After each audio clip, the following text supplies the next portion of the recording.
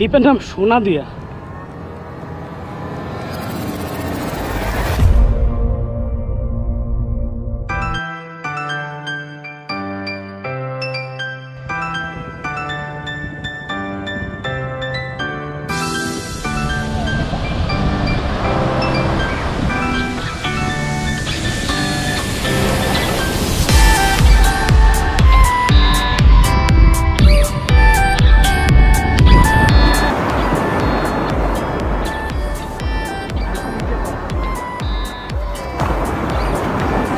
বিচটা দেখতে পাচ্ছেন কতটা সুন্দর।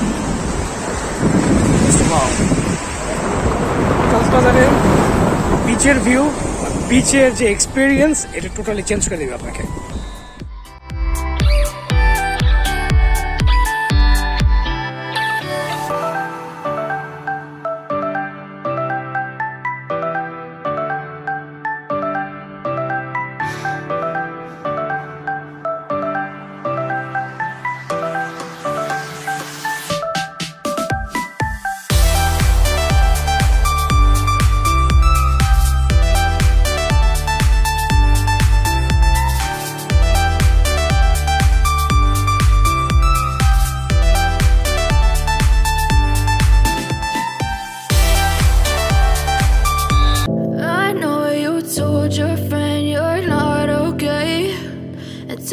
What's wrong and why you never said you felt that way?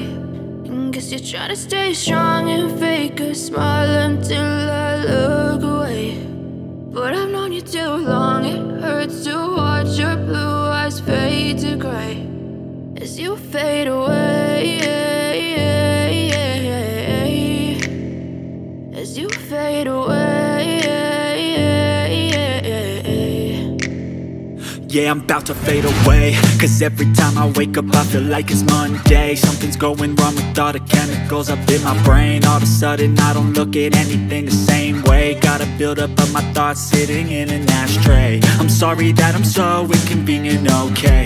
Just let me be me and I'll stay out of your way. I can see the way you look at me, I'm such a disgrace. I never really asked to be brought into this place. You wanna love me? Well then baby I have a taste. All the highs and the lows, no, you'll never be the same. I don't really wanna hurt you, but I can't control the pain. If you're sticking by my side, maybe we could be okay. Okay, okay, maybe you could be the change I need today. I promise that I've never felt this way. I really hope that you will choose to stay through all the pain. I know you told your friend you're not okay, and tell me what's wrong and why you never said you felt that way. Guess you're trying to stay strong and fake a smile until I look away. But I've known you too long, it hurts to watch your blue eyes fade to gray as you fade away, as you fade away.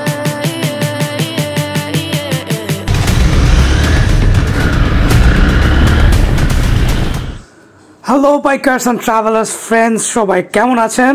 আজকে দেখতেই পাচ্ছেন একটু সামনে করেই কতটা পথ আমরা পাড়ি দিচ্ছি। চরম একটা থ্রিলিং এক্সপিরিয়েন্স আজকে আপনাদের সাথে শেয়ার করছি। আজকে আমরা বান্দরবান দেবতাখুম থেকে সন্ধ্যে 6টায় রওনা দিয়ে সোনাদিয়া দ্বীপে আসতেছি এমন একটা পরিস্থিতির মধ্যে। তো আমি আমার টিম সহ সোনাদিয়া দ্বীপে আজকে রাতে ক্যাম্পিং করার জন্য প্ল্যান করেছিলাম, বাট আমাদের আসতে আসতে একটু লেট হয়ে যাচ্ছিল। যদিও আগে থেকে সব কিছু বুকিং করা আছে, তারপরেও যেহেতু অপরিচিত রাস্তা, নতুন রাস্তা, অনেককে জিজ্ঞাসা করে যেতে হচ্ছে। আজকে সবথেকে একটা ভালো দিক ছিল শবে বরাতের রাত, যার কারণে রাস্তায় কিছু মানুষজন ছিল।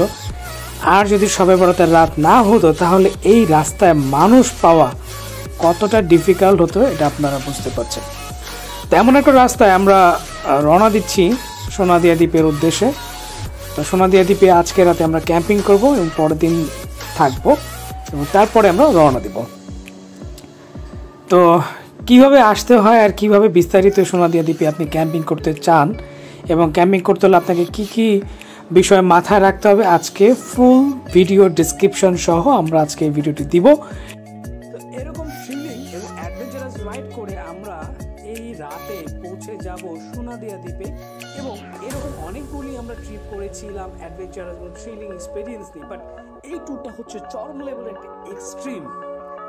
এই এক্সট্রিম লেভেলের ট্যুরটি দেখার জন্য অবশ্যই আমাদের ভিডিওটি সম্পূর্ণ দেখবেন।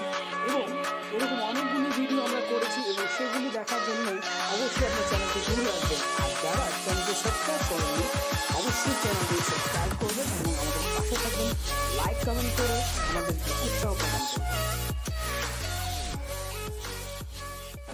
সো সোনাদিয়া দ্বীপে আসার জন্য রুট প্ল্যান হচ্ছে দুটি। একটি হচ্ছে কক্সবাজার থেকে বোটে করে, আরেকটি হচ্ছে বাই রোডে চকরিয়া ঘটিভাঙ্গা হয়ে। তো প্রথমে প্ল্যানটি হচ্ছে আপনি ঢাকা থেকে চকরিয়ার বদরখালি আপনাকে আসতে হবে, মানে যেটি চকরিয়া থেকে হাতের ডানে বদরখালি রাস্তা চলে আসছে, এবং সেখান থেকে আপনাকে নতুন বাজার হয়ে ঘটিভাঙ্গা ঘাটে আসতে হবে। এইটি একমাত্র বাই রোডে সোনাদিয়া দ্বীপে যাওয়ার জন্য ঘাট। এছাড়াও অনেকে কক্সবাজার থেকে বোটে করে সোনাদিয়া দ্বীপে আসেন। যেহেতু আমরা বান্দরবানের দেবতাখুম থেকে এই রাস্তাটি ধরে ঘটিভাঙ্গা হয়ে আমরা সোনাদিয়া দ্বীপে যাচ্ছি, সো এটি হচ্ছে সবচেয়ে বেস্ট রুট। কারণ কক্সবাজার থেকে আপনাকে সোনাদিয়া দ্বীপে আসতে হলে 2500 টাকা বোট ভাড়া দিতে হবে। সেখানে ক্যাপাসিটি হতো 10 জনের। আর এই ধরনের রাস্তায় আপনি বাইক, ইজি বাইক অথবা বাসে করে বদরখালি পর্যন্ত আসতে পারেন। সেখান থেকে সিএনজি হয়ে আপনি ঘটিভাঙ্গা ঘাটে আসতে পারেন।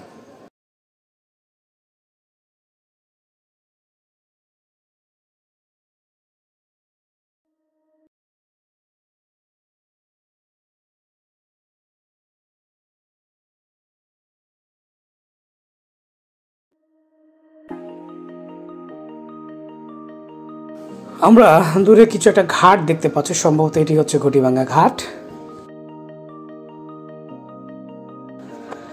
এত রাত হলেও আমাদের আসলে ক্যাম্পের জন্য একটা আমাদের নৌকা বুকিং করা ছিল, যেটা আমরা বলেছিলাম যে আমরা সন্ধ্যার দিকে আসবো বা রাতে আসবো।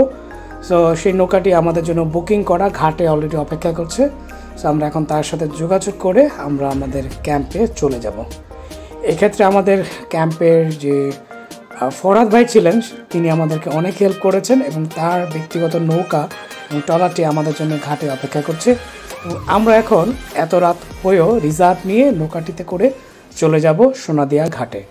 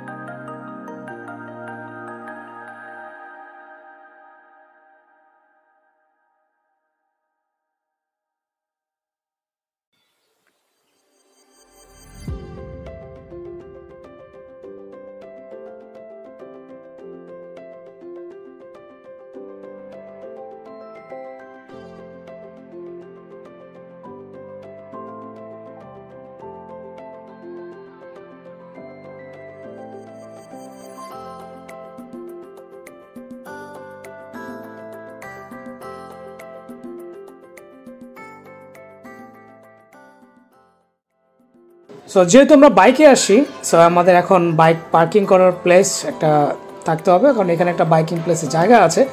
তো যারা বাইক নিয়ে আসেন তাদের জন্য বলে রাখছি, সোনাদিয়া কিন্তু বাইক নিয়ে যাওয়া যায় না, কারণ বাইক নিয়ে সোনাদিয়া দ্বীপে চলাচলের কোনো সুযোগ নেই। সো বাইক আমাদেরকে নদীর এপারে রেখে যেতে হবে। এই হচ্ছে স্থানীয়দের তৈরি করা মসজিদের একটি বাইক পার্কিং, এবং জায়গাটা অনেকটাই সেফ, কারণ স্থানীয় মানুষজন সারা রাত্র এই জায়গাটা খোলা থাকে, এবং এখানেই টুরিস্টরা বাইক রেখে সোনাদিয়া দ্বীপের জন্য ট্রলারে করে রওনা দেয়। তো এখন আমরা একটা ছোট নদী পার হব, নদী পার হয়ে আমরা চলে যাব সোনাদিয়া দ্বীপে। আমরা নিরাপত্তার জন্য আমাদের ব্যক্তিগত একটা তালা কিনছি, বা যাদের কাছে এক্সট্রা তালা থাকে তারা চাইলেও এখানে তালা ব্যবহার করে লক করে যেতে পারেন। এক্ষেত্রে স্থানীয়দের কোনো আপত্তি নেই, কারণ তারা চায় না তাদের এখান থেকে কোনো জানমালের ক্ষতি হোক।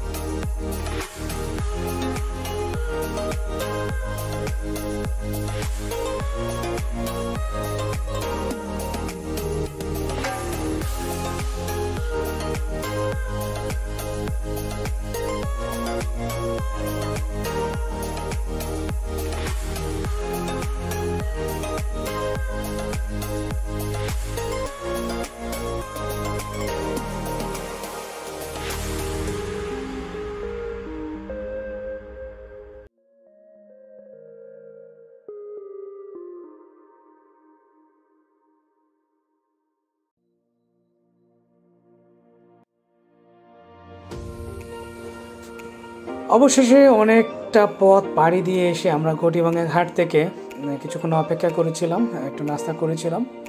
সেখান থেকে এখন আমরা চলে যাচ্ছি সোনাদিয়া দ্বীপে। মাঝখানে একটি নদী পড়বে এবং একটি ম্যানগ্রোভ ফরেস্ট, যেটা দিনের বেলা আপনারা দেখতে পাবেন।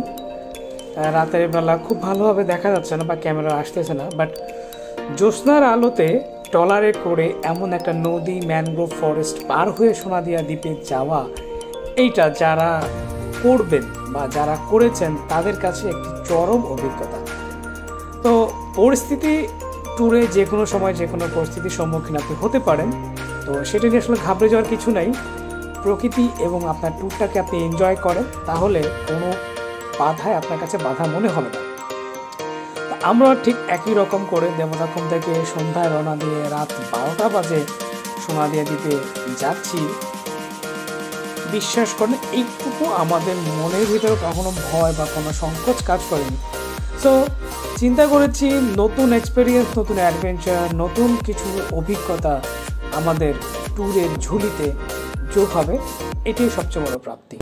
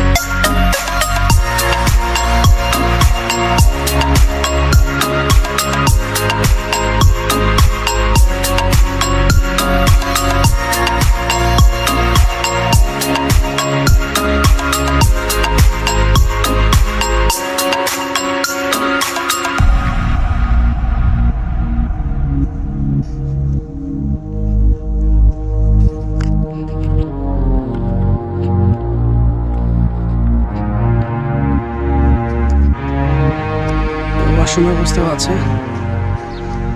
গোসলখানা।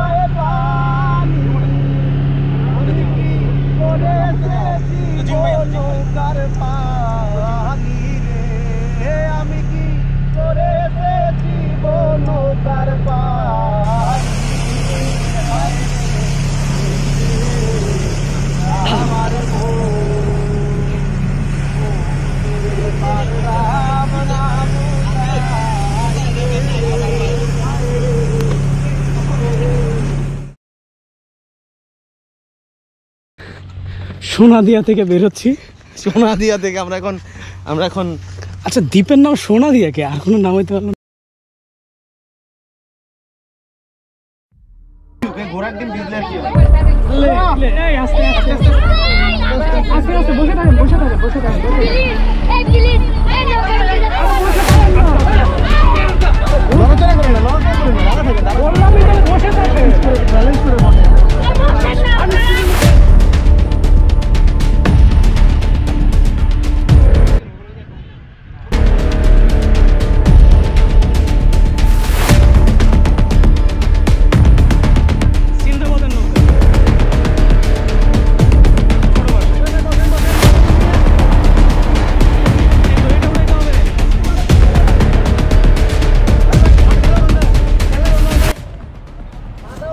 অবশেষে ফিরে যাচ্ছি কর্মব্যস্ত শহরের মাঝে, কিন্তু মনটা পড়ে আছে সোনাদিয়া দ্বীপে।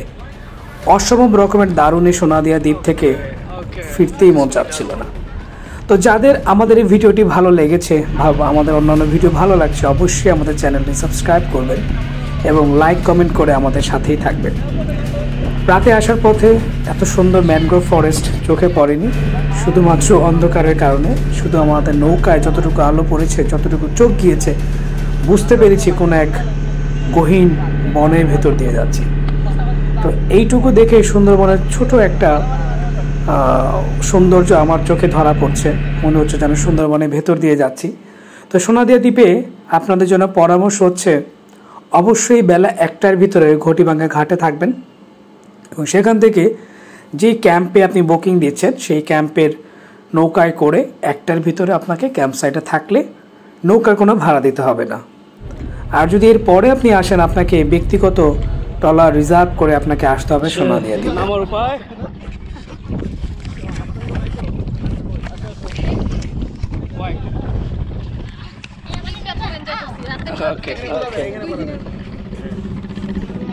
একটু জায়গা দিতে হবে আমাকে, আমি নেমে যাই। ওকে, বিদায় সোনাদিয়া দ্বীপ, আল্লাহ হাফেজ। এখানে আমাদের এটা একটা মসজিদ মার্কেট, এখানে আমাদের বাইকগুলি রাখা হয়েছিল।